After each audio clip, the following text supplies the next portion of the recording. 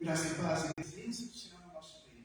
Hoje, grande parte da cristandade costuma fazer a celebração. Uns chamam de Sexta-feira da Paixão, outros chamam de Sexta-feira Santa, mas é a data que a maior parte da cristandade usa para lembrar do grande e único sacrifício feito pelo nosso Senhor e Salvador Jesus Cristo. Nesse momento, nós queremos, não pense nesse momento que nós estamos simplesmente aqui para fazer um culto, ou muito menos uma live. Nós estamos aqui para celebrar em espírito e verdade e agradecer ao Senhor Jesus pelo seu sacrifício que não mudou apenas toda a humanidade, mas mudou a minha, a tua vida. Lembre disso. O que Jesus fez na cruz foi sim pela humanidade, mas foi também individualmente pela tua pessoa. Por isso, nesse momento, sinta a gratidão. Não estamos tristes porque Jesus morreu, mas ele ressuscitou há cerca de 1970 anos atrás, mais ou menos, aproximadamente. Ele não morre mais, ele permanece vivo para sempre. Não é motivo para tristeza, mas é motivo para gratidão. E queremos, nessa noite, lembrar um pouco, não através de recursos, mas através da santa palavra de Deus. Vamos iniciar como aquela noite que iniciou. Jesus tinha feito a ceia com seus discípulos e a palavra do Senhor conta que ele saiu em direção ao Getsemane cantando. Que nós possamos também lembrar desses momentos. Vou pedir, a pastora Keila pode passar os slides. O irmão Raim está em outra atividade.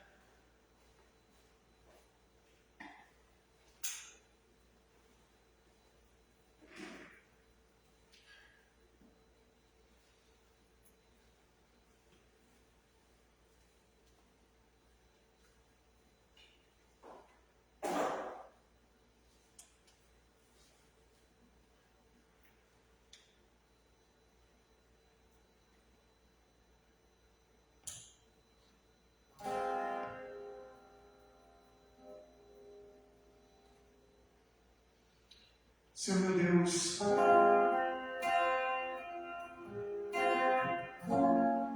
nesta noite lembramos do teu sacrifício que entregou o seu filho legítimo, que nos deu o perdão dos pecados,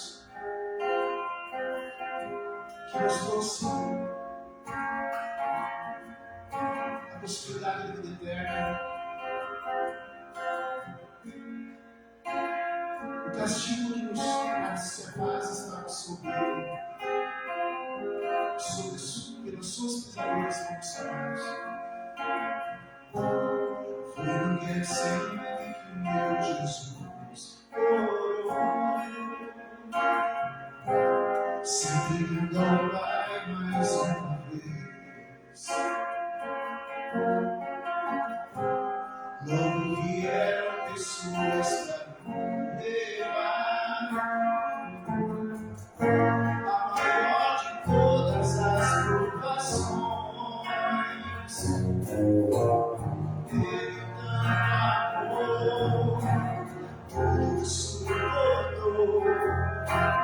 ele carregou a nossa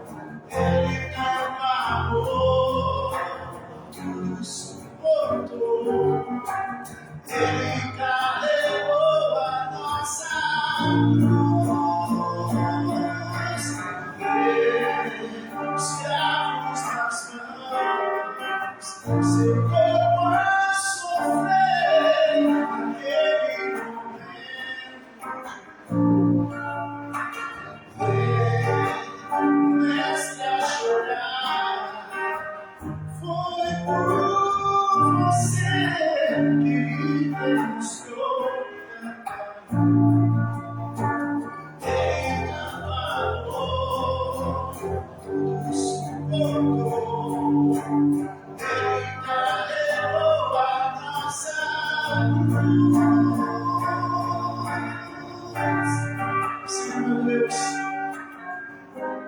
justo faleceu para que nós, pecadores, pudéssemos ser perdoados e salvos. Ele tanto amou, Ele suportou, Ele orou para que seus algozes. Ele perdoou, Ele nos perdoa. Oh Senhor, dá-nos um coração grato. Ele tanto amou, tudo suportou. Ele carregou a nossa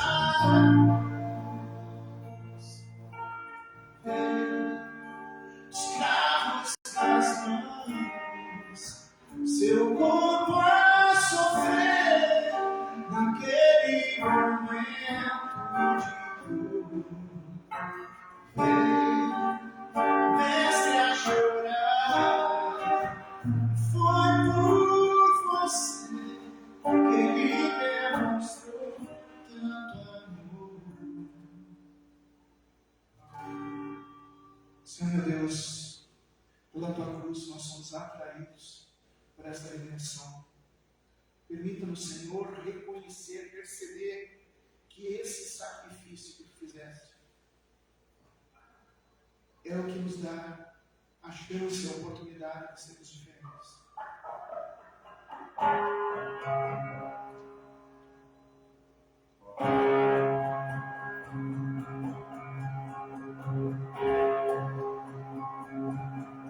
Eu olho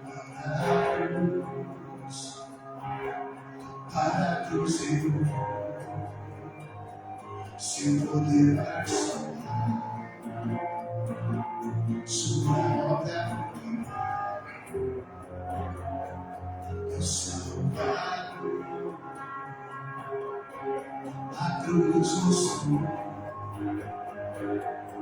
o amor do Pai, o justo Deus. Pela cruz me chamou gentilmente, me atraiu e eu, sem palavras, me aproximo, quebrantado o seu amor.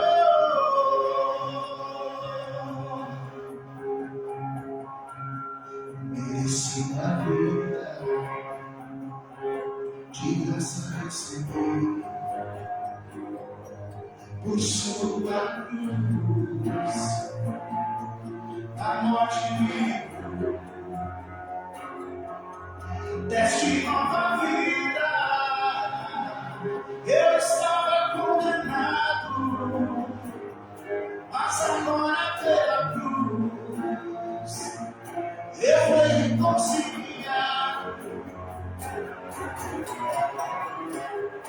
Pela cruz me chamou gentilmente, me atraiu e eu, sem palavras, me aproximo, quebrantado do seu amor. Pela cruz me chamou gentilmente, me atraiu e eu, sem palavras, me aproximo, quebrantado do seu amor. Impressionante é o seu amor, que me redimiu e me mostrou quanto é fiel. Pela cruz me chamou gentilmente, me atraiu e eu, sem palavras, me aproximo, quebrantado do seu amor. Pela cruz me chamou gentilmente, me atraiu e eu, sem palavras, me aproximo, quebrantado do seu amor. Senhor Deus, que possamos, quebrantados por seu amor, viver, Senhor, conscientes do teu sacrifício, e que possamos, Senhor, te servir em adoração, não apenas, Senhor, uma data, não apenas, Senhor, em um local, mas com as nossas vidas. Em nome de Jesus. Amém.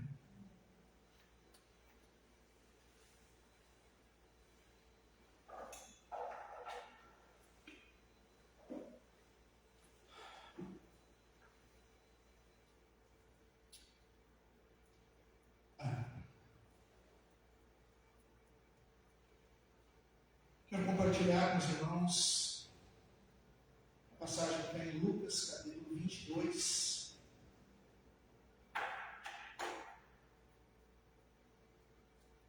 Do versículo 39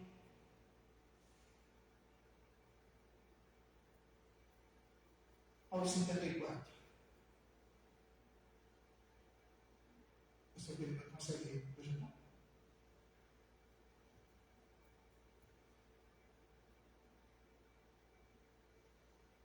Quando está diferente da versão aqui. E para mim.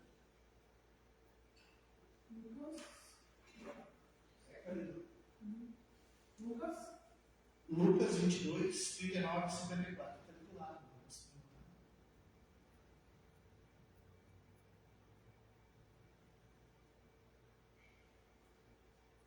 Vou ler por aqui para não ficar diferente. Lucas.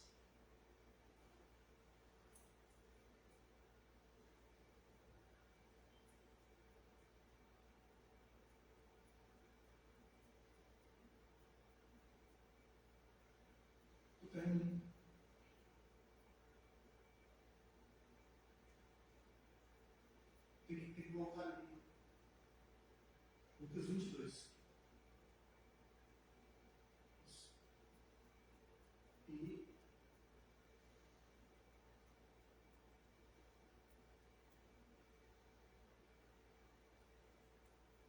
39. Amém. Como de costume, Jesus foi ao Monte das Oliveiras e os seus discípulos o seguiram. Chegando ao lugar, ele lhes disse: orem para que vocês não caiam em tentação. Ele se afastou deles a uma pequena distância, ajoelhou-se e começou a orar. Pai, se queres, afasta de mim esse cálice. Contudo, não seja feita a minha vontade, mas a tua. Apareceu então o anjo do céu que o fortalecia. Estando angustiado, ele orou ainda mais insistentemente. E o seu suor era como gotas de sangue que caíam no chão. Quando se levantou da oração e voltou aos discípulos, encontrou-os dormindo, dominados pela tristeza. Por que estão dormindo? Perguntou-lhes. Levantem-se e orem para que vocês não caiam em tentação. Enquanto ele ainda falava, apareceu uma multidão conduzida por Judas, um dos 12. Este se aproximou de Jesus para saudá-lo com um beijo. Mas Jesus lhe perguntou: Judas, com um beijo você está traindo o Filho do Homem? Ao verem o que ia acontecer, o que estavam com Jesus lhe disseram: Senhor, atacaremos com espadas? E um deles feriu o servo do sumo sacerdote, decepando-lhe a orelha direita. Jesus, porém, respondeu: basta. E tocando na orelha do homem, ele o curou. Então Jesus disse aos chefes dos sacerdotes, aos oficiais da guarda do templo e aos líderes religiosos que tinham vindo perguntaram: estou eu chefiando alguma rebelião para que vocês tenham vindo com espadas e varas? Todos os dias estava com vocês no templo e vocês não levantaram a mão contra mim.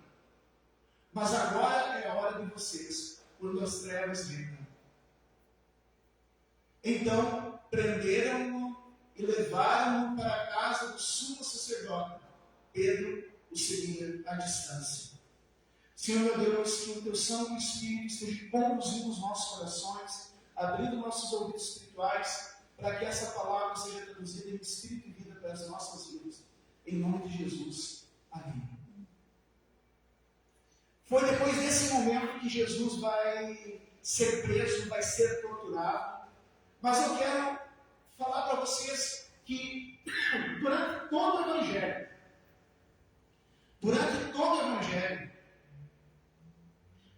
deixar aqui marcando, pastora Keila,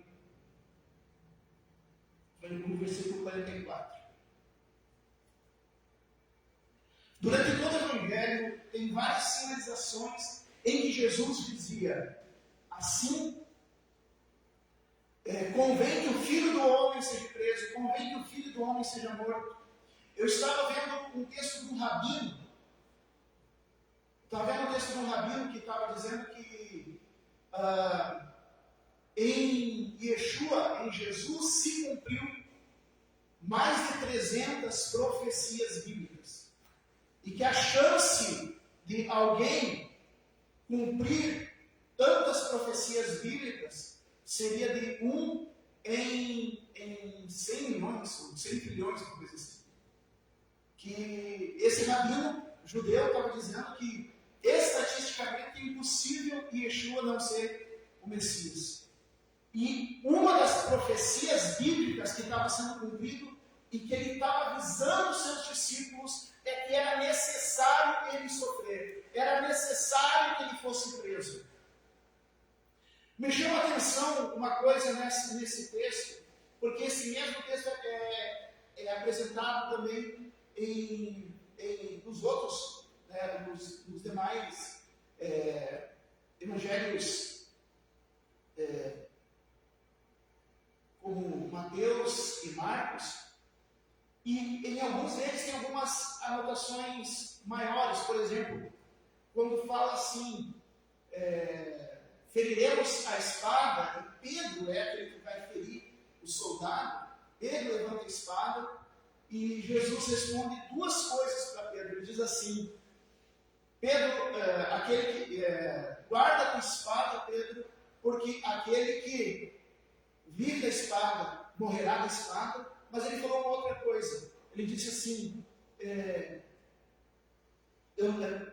se vocês não acham que se eu quisesse, se eu pedisse a meu Pai, Ele não enviaria 12 legiões de anjos em meu socorro?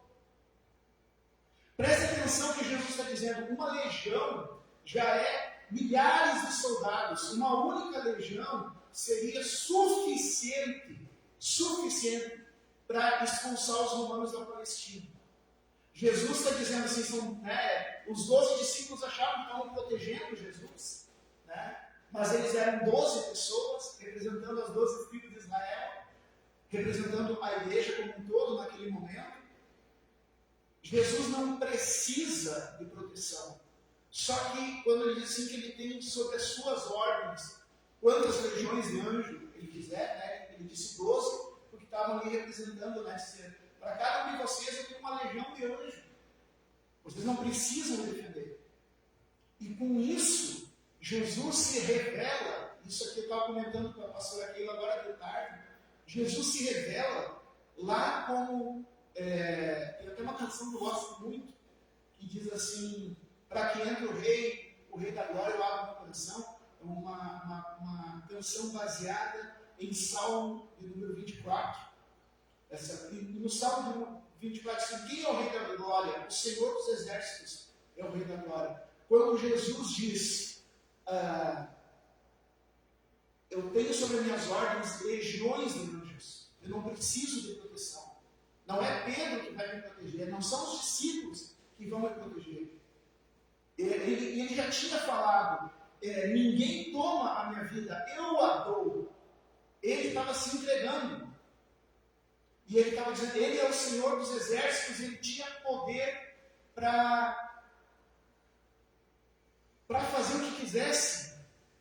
Semana passada, domingo passado, ele estava falando que Jesus, o povo de Jerusalém esperava que Jesus fosse tomar o trono de Herodes e expulsar Pilatos e os romanos. E em vez de ir para o palácio, ele foi para o templo. Porque ele está falando de um poder eterno, não de um poder político, de um poder militar. Ele está falando de um poder eterno. E aqui também ele demonstra que para Deus, tanto o discípulo quanto o algoz de Jesus merece cuidado. Jesus para o que estava fazendo e cura a orelha do seu inimigo, dando um exemplo daquilo que ele ensinou durante todo o seu ministério, amar os inimigos. Jesus não foi simplesmente um mártir, ele viveu aquilo que pregava. Ele, como homem, ele viveu aquilo que pregava. Uma outra versão desse mesmo diz, quando Judas vem, aqui diz, Judas com um beijo trai o filho do homem, e tem uma outra versão que diz assim, outra versão do Evangelho, não sei se é Marcos ou se é Mateus, que diz assim, amigo, o que tu veio fazer? E eu não acho que Jesus foi sarcástico chamando Judas de amigo. Eu não acho que Jesus estava sendo mentiroso chamando Judas de amigo. Jesus, até o último momento, estava chamando a atenção de Judas e dizendo, Judas, olha o que tu está fazendo. Te arrepende do que tu está fazendo. Judas, eu ainda sou teu amigo. Te arrependa do que tu está fazendo. Eu ainda sou teu amigo.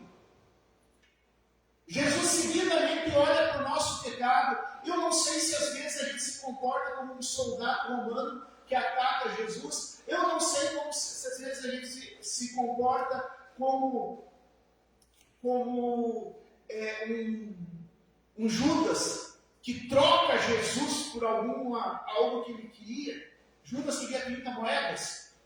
Eu não sei, às vezes a gente é isso. Às vezes a gente é como Pedro, que nega a nossa cristandade diante dos outros, tem vergonha, tem medo de ser cristão.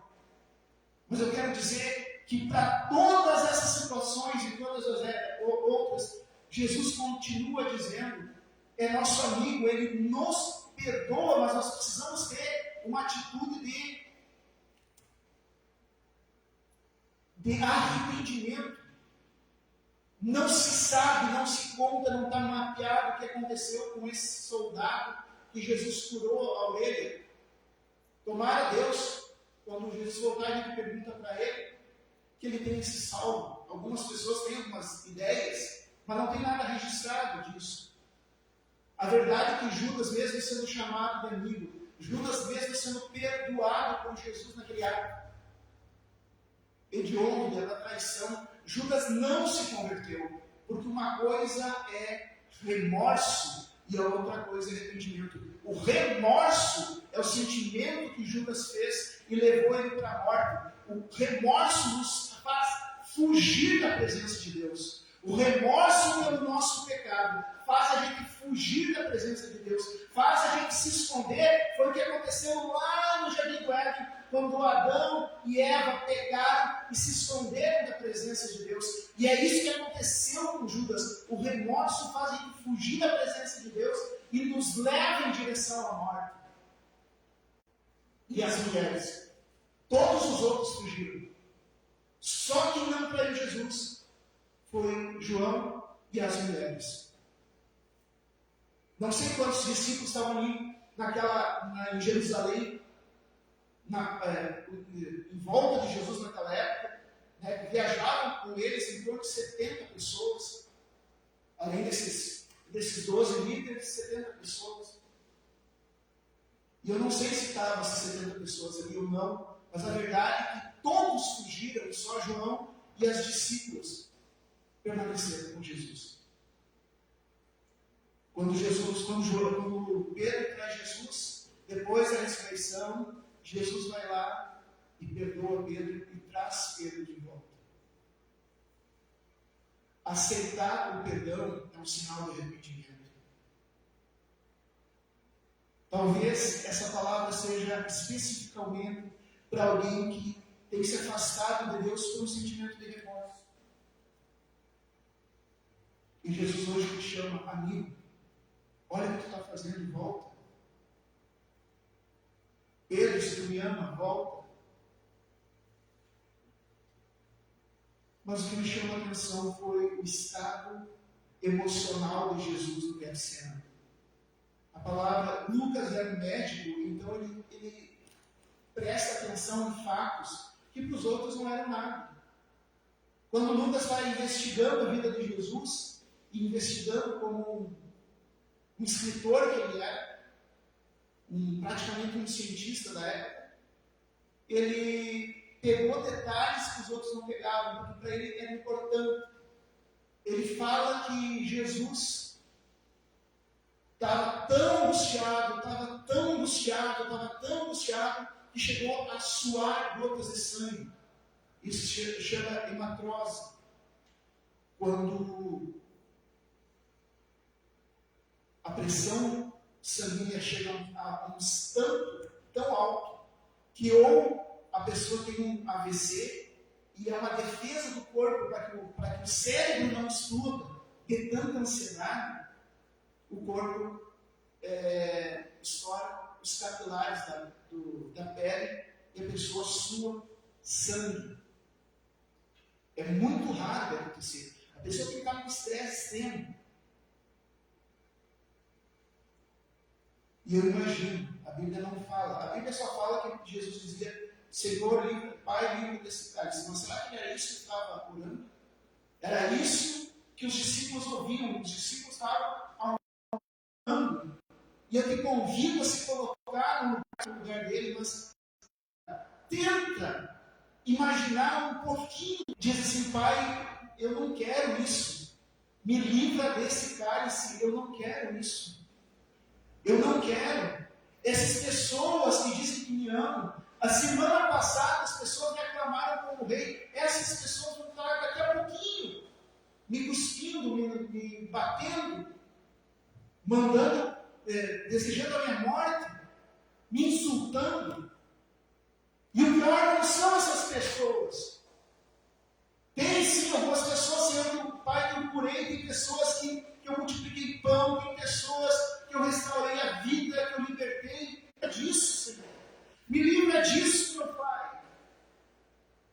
E daí esse grito, me livra disso, meu Pai, os discípulos ouviam. Não vai adiantar nada, Pai. Porque ele é onisciente, ele sabe todas as coisas que aconteceu, ele sabia das profecias, ele é o cumprimento das profecias, ele sabia o que ia acontecer com ele. Ele estava tão angustiado vendo essa imagem, ele já estava sofrendo por antecipação. Para aquelas pessoas que acham que ansiedade, que depressão é coisa do diabo, Jesus não tem diabo, não. Ele dá uma cruz que nem é minha. Porque estão fazendo a cruz com tal de Barrabás, que é maior do que eu, então para me botarem na cruz eu tenho que me espichar todo. Vai me desconjuntar os músculos. Sentindo por antecipação a dor, a humilhação.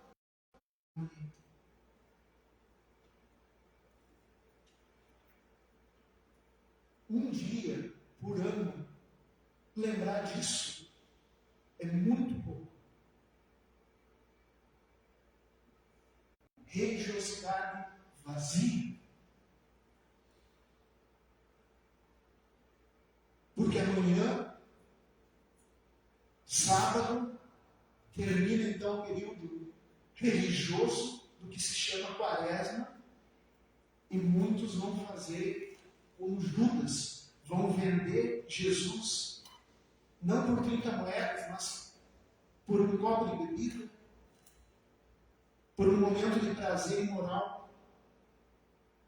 Não estão traindo só Jesus, estão traindo as suas famílias, estão traindo o seu trabalho. Pessoas não vão fugir de Jesus porque estão sendo perseguidos pelo Sinédrio e pelo governo romano. Eles vão fugir da igreja porque estão sendo perseguidos pelo comodismo. Se a gente pensar no sacrifício de Cristo só na sexta-feira da paixão, é puro religiosidade vazia. Grandes coisas, porque grandes profetas e mestres nasceram. Alguns até olhem comigo, e eles encontram dos que estavam lá, né? Mateus vai escrever assim, que Jesus foi 3 vezes lá.